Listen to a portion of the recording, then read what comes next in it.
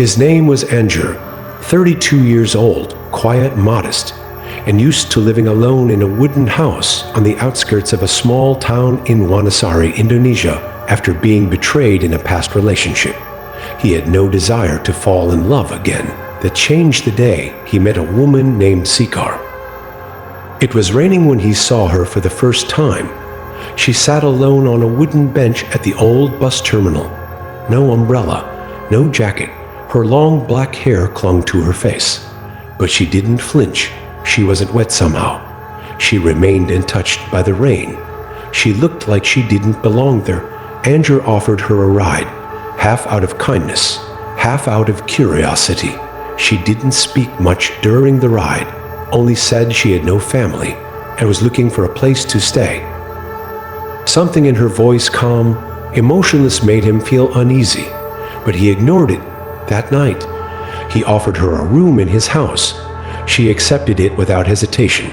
That was the beginning. In the first week, Sikar was quiet but helpful. She cleaned the house, did the laundry, and arranged the dishes like she'd lived there for years. Her presence filled the silence Anjur had grown used to, but something felt off, too perfect, too calm. She never ate. Anjur noticed it one morning when he cooked fried rice and poured 2 cups of hot tea. He placed the food on the table, called her to join him, but she simply smiled. "I'm not hungry," she said. The next day, the same thing happened, and the day after that, Anjur tried to observe her quietly. No snacks, no drinks, no crumbs. He stayed up late to see if she'd sneak something from the kitchen, but the plates remained untouched, the fridge full, the trash bin empty. Yet Sikar showed no signs of illness. She never coughed. She never looked tired. Her skin remained flawless. Her lips always held that faint, unreadable smile. Anjur's concern faded slowly. Maybe she had an unusual diet. Maybe she ate when he wasn't looking. After all, she made his home feel alive again. By the end of the 3rd month, Anjur was in love. He proposed one evening after a quiet dinner only he had eaten, as usual. Sikar didn't cry or blush. She only said, "I will be with you, but don't ask me where I came from." Anjur, too deep in affection, agreed without hesitation. They were married in a simple ceremony at home. No guests, no family from Sikar's side, only 2 elderly neighbors to serve as witnesses and a quiet official who didn't ask questions. Life seemed peaceful again until the 4th month came and everything began to change. The 4th month began with whispers. At first, Anjur thought he was just tired. He had stayed up late working on a design project, and his sleep had been shallow, but around a.m., he woke up to a sound that didn't belong. Soft voices, hushed, almost like a chant, coming from the kitchen. When he peeked through the doorway, Sikar was there, standing perfectly still in the center of the kitchen, not moving, not speaking. The whispers stopped as soon as he saw her. She turned slowly and smiled. "You're awake early," she said. Anjur didn't mention the voices. He didn't know how to. Instead, he nodded and pretended to fetch a glass of water. Sikar stood there a moment longer before calmly walking past him into the bedroom. But that wasn't the only strange thing. The next morning, the tea was already brewed, the dishes were clean, as always, yet Sikar looked drained, her skin a little paler, her voice softer, and for the first time since they met, she sat on the couch and closed her eyes for nearly an hour. She never rested before, never even blinked too long. By nightfall, Anjur was restless. He sat by the bedroom window, staring out at the dark yard behind the house. The tall banana tree at the edge of the property swayed slightly in the wind. Sikar was outside, standing under the banana tree, not moving. No coat, no umbrella. The rain had begun to fall. Yet she stood there, barefoot, her face tilted upward, as if listening to something above her. Anjur ran outside. He didn't call her name at first, just moved slowly through the rain toward her. But as he got closer, he realized she was whispering, not to herself, to the tree. He finally said her name. She stopped, then turned. Her face was calm, but her eyes were darker than he remembered, like a layer of shadow had settled over her irises. "It's been 4 months," she said. "What?" Andrew asked, confused. "I'm starting to feel hungry." Those words sank into his chest like cold water. Sikar brushed past him without another word and walked back into the house, leaving wet footprints on the wooden floor. Andrew stood in the yard, heart pounding, soaked to the bone. The next morning, the footprints were gone, but behind the banana tree, something else caught his eye, a patch of disturbed earth, freshly dug, the soil darker than the rest, slightly sunken. Something had been buried there, or worse, something had been taken out. Andrew stared at the disturbed patch of earth behind the banana tree. There were no shovel marks, no footprints around it, just a small circular area where the soil looked darker, softer, like it had been dug by hand, or something worse than hands. He crouched down and placed his fingers on the dirt. It was damp, warmer than it should have been. He didn't know why, but a chill passed through him. Something was wrong with the ground, not just because it had been tampered with, but because it pulsed beneath his fingers like a faint heartbeat. That night, he waited until Sikar was asleep. Then he returned to the spot with a flashlight and a small gardening trowel. Each scrape of the soil made his skin crawl. As he dug deeper, a sour smell filled the air, faint at first, then stronger, rotting flowers, wet cloth, the stench of something that should not be disturbed. 3 layers down, his flashlight caught the edge of something white, cloth. He kept digging, his hands trembled, his breath quickened, then he found it. A piece of pale fabric lace, old and stained, wrapped around what looked like a hand, delicate, human, the skin gray and shriveled, fingers bent at unnatural angles, nails intact. It was a woman's hand, fresh, but dead. Andrew staggered back, dropping the flashlight. Darkness swallowed the image, but it burned in his mind. His chest tightened. He tried to breathe, but the air tasted of death. Then a voice. "Andrew." He froze. It came from behind him, calm, familiar. He turned slowly. Sikar stood at the edge of the porch, her white nightgown glowing in the moonlight.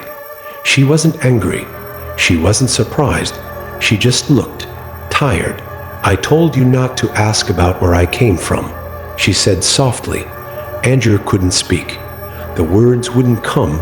"That body you found," she continued, "was mine." Silence. "I was buried here a long time ago.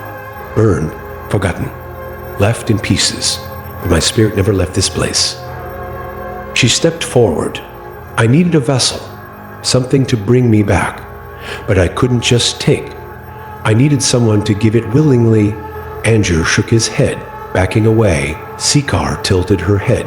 "You gave me your home, your trust, your love. That was enough." His hands were still covered in dirt, in death.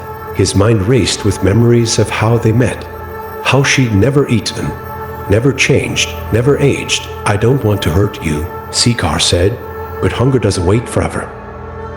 Her voice was so gentle, too gentle. Andrew felt lightheaded. He looked down at the grave, then back up at her. "You're not Sikar," he whispered. Sikar smiled faintly. "No," she replied. "I just borrowed her face." The rain had stopped. Andrew stood motionless, soaked and trembling, barely processing what he just heard. His eyes flicked between the woman standing calmly on his porch and the half-buried corpse behind him. The same face, the same body, 2 versions of the same person, only one still moved. "What are you?" he finally whispered. Sikar stepped closer. Her bare feet didn't make a sound on the wet grass. "I was once human," she said, "a long time ago, betrayed, killed by the people in this town. They thought I brought sickness, so they burned me, buried me under the banana tree. Alone." She looked at the earth, her expression softened not out of sadness, but memory. "They never gave me a name. So I took one, Sikar. Andrew said, more to himself than to her. That name, it wasn't yours? She looked up. Her eyes weren't dark anymore. They were hollow, empty. I borrow names, faces, voices. I borrow everything until someone remembers who I was. Andrew's breath caught in his throat. You married me, he said slowly, realization dawning. You made me love you. She nodded. I needed something deeper than life, something stronger than bones. Love is the only doorway left, but you never ate, never drank, you never even blinked. I didn't need food, she said. I fed on something else. Andrew stepped back, but the fog in his mind grew heavier. What did you feed on? Sikar tilted her head. Memory, she said softly. Your memory of me. Piece by piece, the more you love, the more you forget, until there's nothing left but devotion. She stepped down from the porch. The moon cast her shadow long and twisted across the muddy ground. I don't need to kill you. I never did. You gave yourself to me willingly, and now I'll leave full. Andrew blinked, confused. He opened his mouth to speak, but couldn't remember what to say. Couldn't remember the question. Couldn't remember why he was afraid. Sikar smiled at him kindly, almost lovingly. There's one thing I never take, she said, your name, that stays with you. It's the only thing you'll have left. And with that, she turned and walked into the trees behind the house. She didn't look back. Andrew stood there long after she vanished. He looked down at his dirt-covered hands. He looked at the open grave, but he didn't know who she was. He didn't know why he was digging. He didn't even remember why his heart was broken. Only his name remained. Andrew, that was all. Days passed. Andrew stayed in the house, alone, not because he chose to, but because he didn't know where else to go. The town felt like a story someone had told him long ago. His job, his friends, even his parents, all of them blurred at the edges of memory. Every morning, he brewed tea for two. He didn't know why. Every night, he stood at the window and stared into the trees, waiting for something to return or something to end. He no longer remembered her name, but he remembered warmth, a smile that didn't blink, hands that never touched food, eyes that were never quite hers. The grave behind the house remained untouched. Andrew couldn't bring himself to go near it. The banana tree above it grew thicker, its leaves wider, casting strange shadows on the ground below. He often thought he saw something moving beneath those shadows, but whenever he looked directly, there was nothing. One morning, he found an old photograph tucked behind the bookshelf, a faded image of himself, and someone standing beside him, a woman, but the face was scratched out, or maybe it had never been printed at all. He stared at it for hours. Then one night, he finally dreamed. In the dream, he stood in the terminal where they had first met. Rain fell around him, yet he remained dry. A woman sat on a bench, her face hidden by her long black hair. He approached slowly. Do I know you? He asked. The woman raised her head. Her face was beautiful, but her eyes were empty. Not evil, not angry, just tired. I remembered you, she said softly, and then she faded, not into mist, not into shadow, but into memory like waking from a dream. You knew you'd forget. Andrew awoke in bed, alone, the house silent. He rose, walked to the kitchen, and poured 2 cups of tea.